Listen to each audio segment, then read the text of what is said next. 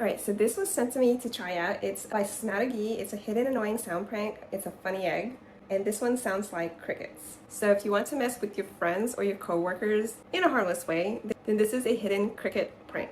So it looks like this. It has a little sticky on the back, and you can take this off and stick it somewhere hidden. And then it does have an off-on button right here. So you'll long press it until you hear the sound. And then to turn it off, you can long press it. Turn off funny egg.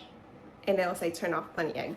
So once you turn it on and hide it in the room and stick it somewhere hidden, it will randomly make cricket sounds like every few minutes. So you can literally hide this anywhere. You can hide it under their desk, inside their drawers, behind something, and then you'll just watch everyone as they hear the chirping and they can't figure out where it's coming from. As you can see, it's small enough that you can pretty much hide this anywhere. So like I said, it's perfect for pranking your coworkers, your friends, your roommates, or pretty much anyone who deserves a little harmless chaos. But I will say, just don't hide it somewhere you'll forget about. So if you're looking for a little harmless fun, you should definitely check this one out.